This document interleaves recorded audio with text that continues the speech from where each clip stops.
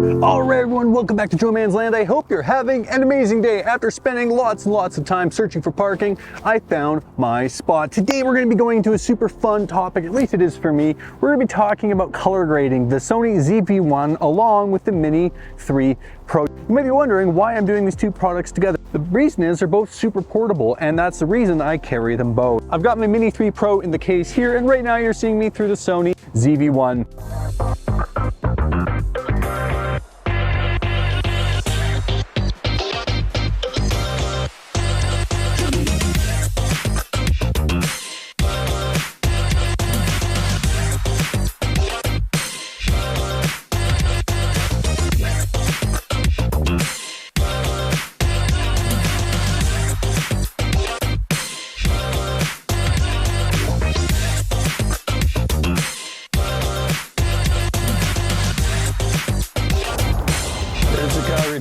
That's our subject.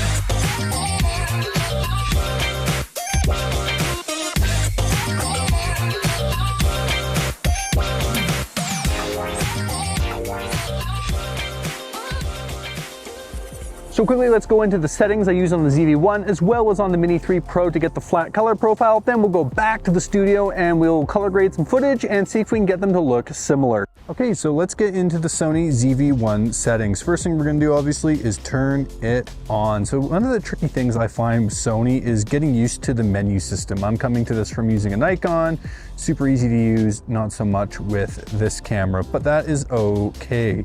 We're not gonna go into all the settings that I use for it. Today we're just gonna look at the color profile that I've set. Watched another tutorial video on how to do this, but I will show you guys here on here. So we hit menu, then what we're gonna do is go to page 1, tab number 9, and then we're gonna click on the picture profile. So I've already set it to picture profile 4, but let's have a look at that. So as we can see here, the black level is set to 0, the gamma is set to ITU 709, the black gamma is set to middle, and the level range is 0. The knee here, this is set to auto, the color mode is set to pro, saturation is +11, and the color phase is -12. And I set this to my memory cull setting 1. Obviously I've got the banding and all that turned on so I can really get my exposure right, and also as well I've got a variable ND on the front. But anyways, that's enough getting into the settings. If you guys are interested in this, leave a comment below. I'd love to go into more on the cinematic settings I've found thus far on my Sony ZV1. As you guys can see, like I said before, super duper tiny. I love this drone so much, and really pairing it with the Pro controller is a must if you're gonna buy it. Yes, I know the drone is smaller than the actual controller, but if you've flown drones lots, you'll know what I'm talking about. All right, let's get into the settings now that we've got everything powered up. First things first, we are going to click on the resolution and make sure that we are in 24 frames. Sometimes I shoot 4K 60, but today we're not gonna do that. We're gonna shoot 24 because that's what the Sony ZV1 is doing. So we're gonna set that to 24 4K.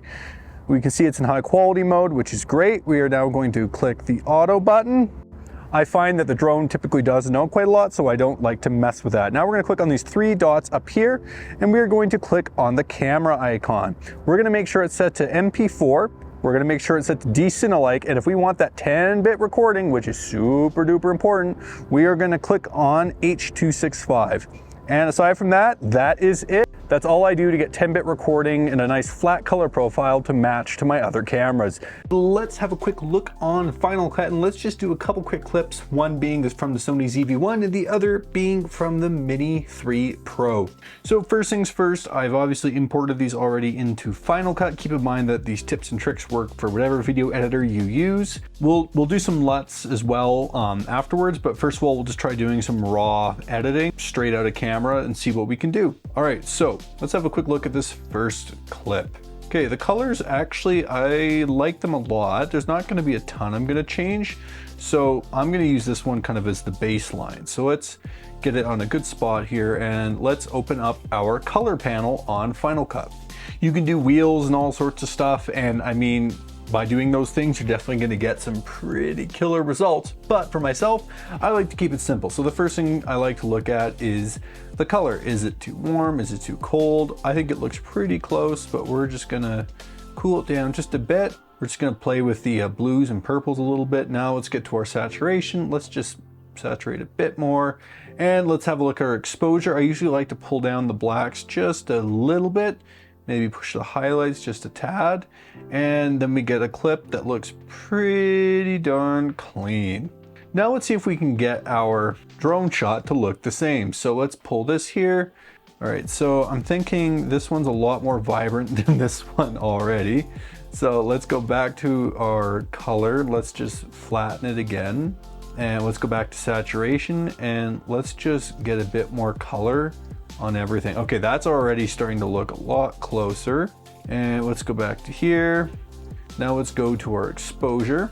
Again, let's darken the blacks. I like to darken the blacks on them usually. Let's push the highlights. And now these are starting to look pretty similar.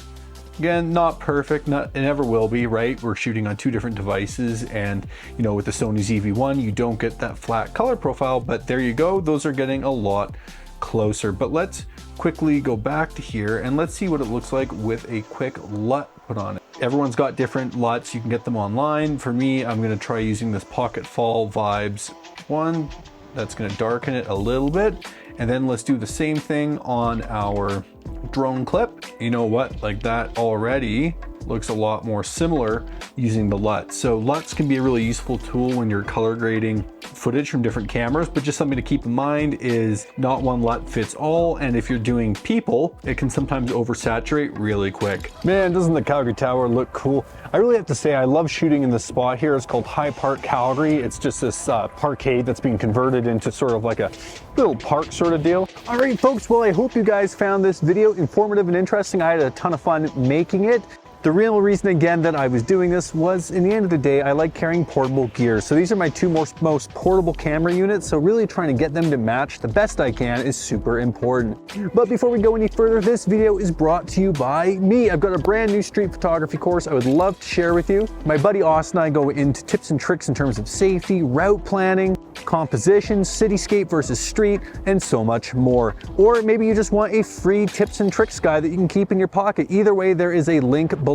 But folks, that's another question I have for you. What do you guys think of this camera for vlogging? I just picked up the Sony ZV1 recently and I'm still learning a lot about it. Personally, I think it looks great, but in the comments below, let me know what you've thought about my last few videos, because it's still a new piece of tech. But anyways, let's wrap this one here. Hit that like button, subscribe to the channel, and remember to take beautiful photos every single day. Don't do it for the views, do it for yourself, and I look forward to seeing you all in the next one. Whew.